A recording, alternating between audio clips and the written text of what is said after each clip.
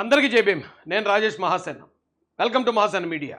ఈ లడ్డూ వివాదం మీద నిన్న సుప్రీంకోర్టు కొన్ని తీవ్రమైన వ్యాఖ్యలు చేసిందని అన్ని మీడియా సంస్థల్లో కూడా వచ్చేస్తుందండి. చంద్రబాబు గారి మీద ఏదో చంద్రబాబు గారిని తప్పని కోర్టు ఏదో చెప్పేసింది అన్నట్టు, లడ్డూ వివాదం అసలు లేదన్నట్టు, కల్తీయే జరగలేదని సుప్రీంకోర్టు కన్ఫర్మ్ చేసేసినట్టు.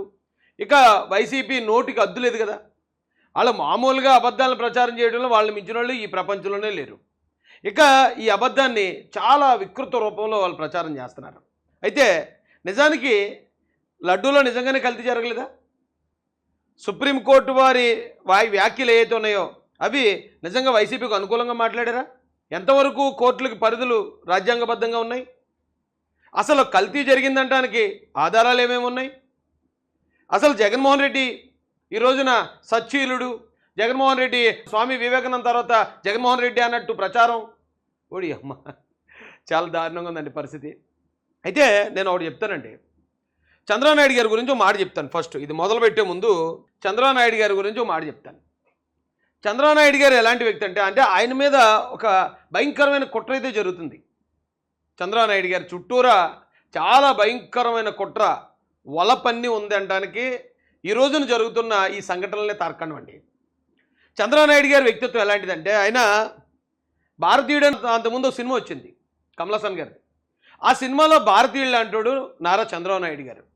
ఆయనకి తెలిసిందల్లా రాష్ట్రానికి మేలు చేయటం, ఎవడన్నా తప్పు చేస్తే వాడిని శిక్షించటం, అవినీతి చేయకుండా నిజాయితీగా బతకండి అని చెప్పడం మాత్రం ఆయనకు తెలుసు. అయితే ఆయనకి తెలియని ఒక్క విషయం ఏంటంటే, ఇక్కడ చాలా రూల్స్ మారిపోయి చంద్రబాబు నాయుడు గారు అప్పుడు నేను నిజాయితీగా ఈ భారతీయుడు వనంలో కమల్ హాసన్ ఎలా అయితే నిజాయితీగా ఉన్నాడో అలా నిజాయితీగానే ఉంటాను నేను, ఇక ఏ విధమైన కన్నింగ్ రాజకీయాలు కానీ ఇలాంటి కుట్రలు కానీ నాకొద్దు, నేను నిజాయితీగా పోతాను అనుకుంటూ ఆయన అలా నిజాయితీగానే బతుకుతున్నాడు. కానీ సమాజం మారిపోయిందండి. మీరు గమనించండి, భారతీయుడు 1 సినిమాలో భారతీయుడు అన్యాయం చేశాడని చెప్పి సొంత కొడుకును కూడా చంపేస్తాడు. చంపేస్తే అప్పుడు అందరూ భారతీయుడు అని ట్యాటూలు వేసుకుని భారతీయుడు తోపు దమ్ముంటే ఆపని భారతీయుడికి ఫ్యాన్స్ అప్పుడు. కానీ భారతీయుడు 2 వచ్చేటప్పటికి భారతీయుడి లక్షణాలు ఏం మార్పు లేదు. అతను అలాగే అన్యాయం మీద ఎవడైతే అన్యాయం చేసాడో వాడు శిక్ష పడాలని అదే కంటెంట్తో ఉన్నాడు. కానీ ఈలోపు ఇక్కడ సమాజం మారిపోయింది. భారతీయుడు 1 వచ్చేటప్పటికి ఈ సమాజంలో తప్పు చేసేవాళ్ళు కొద్దిమంది ఉండేవారు, తప్పును వ్యతిరేకించే వాళ్ళు ఎక్కువ మంది ఉండేవారు. కాబట్టి భారతీయుడు 1లో కమల్ హాసన్ గారి యాక్టింగ్ అందరికీ నచ్చేసింది. భారతీయుడు 2 ఫ్లాప్ అయింది, మీకు తెలుసా? సినిమా ఫ్లాపే, ఎవడో చూడలేదు. అలాగే భారతీయుడు 2లో కూడా కమల్ హాసన్ గారికి చివరికి దక్కిన గౌరవం ఏంటంటే చీపుర్లు చెప్పులు పట్టుకుని తరిమేస్తారు బయటికి. ఎందుకు తరిమేశారు అంటే ఇక్కడున్న సమాజం మొత్తం ఇప్పుడు అవినీతిమయం అయిపోయి ఉంది. ఆ విషయం పాపం భారతీయుడు 2లో కమల్ హాసన్ తెలియదు.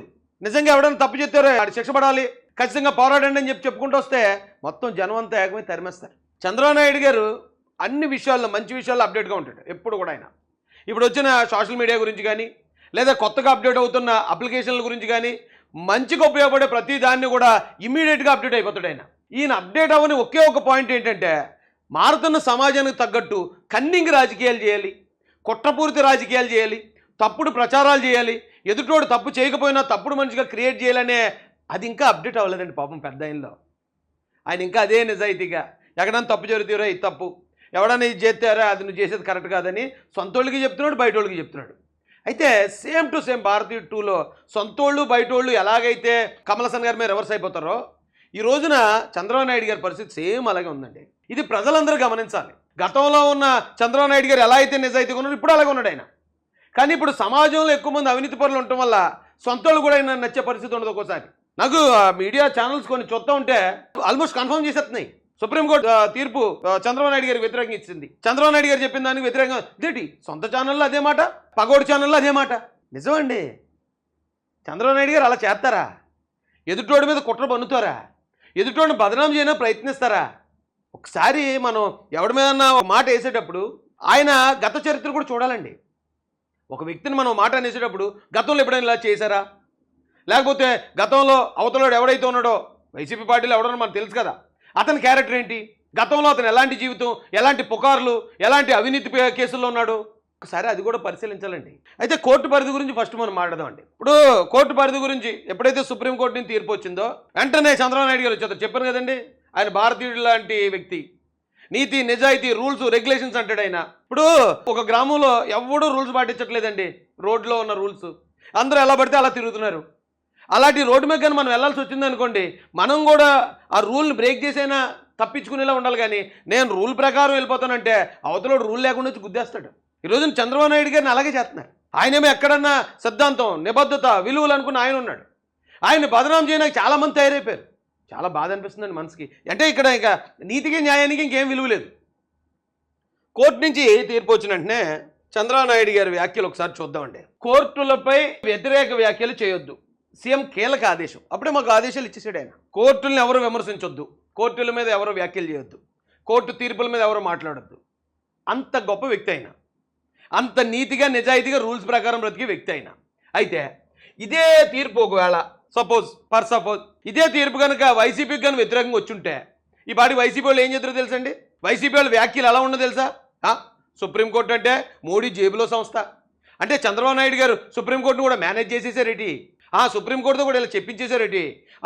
అక్కడ ఉన్న జడ్జిలకి అమరావతిలో భూములు ఇచ్చారా, లేకపోతే వైజాగ్లో భూములు ఇచ్చారా, ఎక్కడ భూములు ఇచ్చారని చెప్పి ఇలాంటి తీర్పులు ఇచ్చారు, ఎంతకు అమ్ముడుపోయారు, ఇలా మొదలెట్టిద్దరండి పాటికి.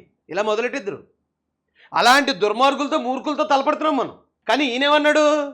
కోర్టుల జోలికి వెళ్ళకండి, కోర్టుల మీద వ్యాఖ్యలు చేయకండి, అన్ని రూల్సే, అన్ని నీతి నియమాలు కట్టుబడి ఉంటాడు వ్యక్తి అయినా.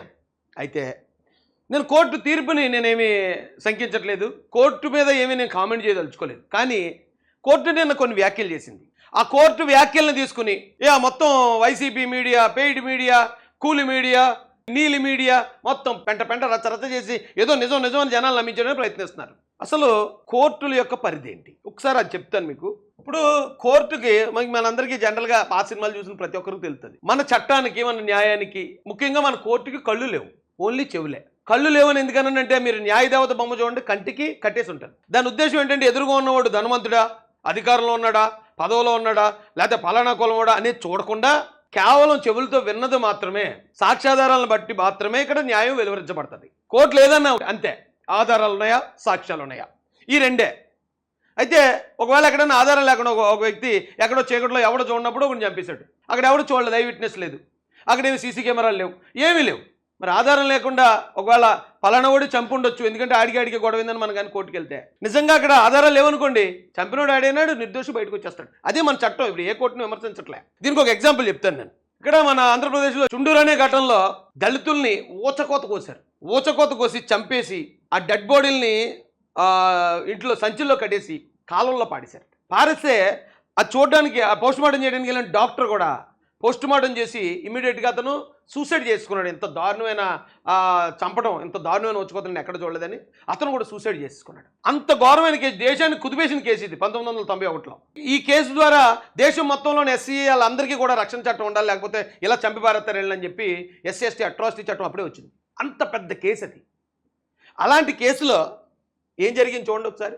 The supreme Court of India dismissed the charges in the Tsundur massacre case, citing lack of evidence. The case involved the alleged killing of 8 Dalit community members by members of the upper caste Reddy community on August 6, 1991. Reddy community వాళ్ళు 8 మంది దళితుల్ని ఊచకోత కోసి చంపారు. The supreme court division bench comprising justice L Narasimha Reddy, చంపిన వాళ్ళు రెడ్డి కమ్యూనిటీకి చెందిన వాళ్ళు. ఇక్కడ జడ్జి గారు కూడా ఎల్ నరసింహారెడ్డి గారు and MS Jaiswal turn down the verdict of the trial court, saying that the prosecution had failed to prove the following: the exact time of death, so ఏదో నిరూపించలేకపోయారట. ఎప్పుడు చచ్చిపోయారు, ఏం చేశారు అనేది నిరూపించలేకపోయారట. ప్రాసిక్యూషన్ కేసు కొట్టేశారు. ఆ కేసు కొట్టేసినంత మాత్రాన ఆ చనిపోయిన ప్రాణాలు మళ్ళీ ఏమైనా తిరిగి వస్తాయా? చనిపోవడం, జనం చనిపోవడం, చంపబడడం నిజం, కానీ దానికి ఆధారాలు లేవనే ఒకే ఒక కారణంతో మొత్తం వాళ్ళందరినీ కూడా నిర్దోషులకు వదిలేశారు. అంటే కోర్టు పరిధి ఎక్కడ దాకా ఉందండి? వాళ్ళకి చెవులకు వినిపించే ఆధారాలు, ఎవిడెన్స్ ఉంటేనే కోర్టు చెప్తుంది తప్ప, లేదు నిజంగా అక్కడ అన్యాయం జరిగినా కూడా న్యాయం అనేది సర్వ్ అవ్వదు. అంటే కోర్టు ఇచ్చే ప్రతి జడ్జిమెంటు న్యాయం జరిగినట్టు కాదు.